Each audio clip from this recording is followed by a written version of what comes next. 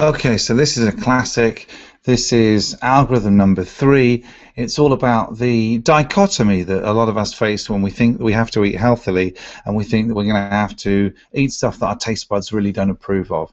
And so I've done a little quadrant here, and it's got along the bottom, it's got what's better for the body, and well, I can't highlight that obviously.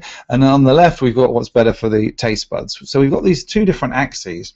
And what we're trying to do really is we're trying to be in the top right quadrant. We're trying to eat what is better for the body and what's better for the taste buds.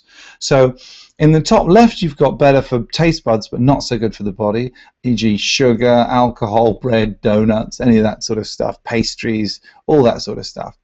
And then top right, we've got things like steak, cheese, nuts, vegetables, legumes, a lot of raw food, all that sort of stuff is in here.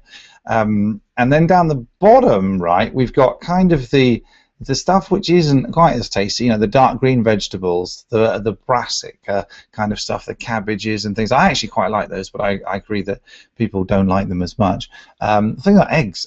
Eggs don't have a taste on their own. They don't taste very, very nice. With lots of flavouring and salt and pepper and all that sort of stuff, they taste great. Or if you add stuff to them, but basically on their own, they ain't so good. Lean protein. I eat a lot of that stuff, but I tend to want to eat more of what combines what I like with the taste and what's good for my body as well. And then right down the bottom, stuff that tastes bad and is bad for the body, you don't want to be there at all. Spam, luncheon meat, gas station sandwich. You're eating it and you think, God, this is terrible, and it tastes rotten. It tastes awful, but sometimes you just eat it. I prefer not to eat than do that, and most of the time, unless I feel like I'm going to keel over, I'll just drink some water. So focus on that. Now, that's not all there is to it, because your taste buds can be trained.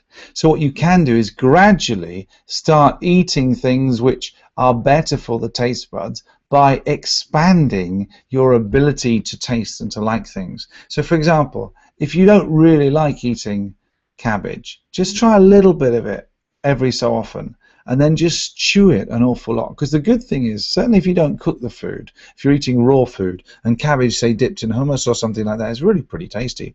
If you are chewing your food and you're eating for hunger and not appetite, celery will taste really good. And cabbage will taste really good if you're genuinely hungry, and you're not just eating before you're genuinely hungry, but because it's the time of day or because you felt like it. So all of these algorithms kind of are mutually supportive. They're self-consistent, and that's all I'm saying on the body and the taste buds. It's really important that we don't think, oh, I've got to give up stuff that tastes nice in order to have healthy food, but we can expand our palate to include things that we normally wouldn't have eaten. So that's it. Eat for the body and the taste buds. This is Tom Cassidy with Reasonable Eating, which is certainly by now the best diet in the world for weight loss long term, for healthy eating long term, for basically anything long term, because it gives you such an easy system to implement. All right, we're done.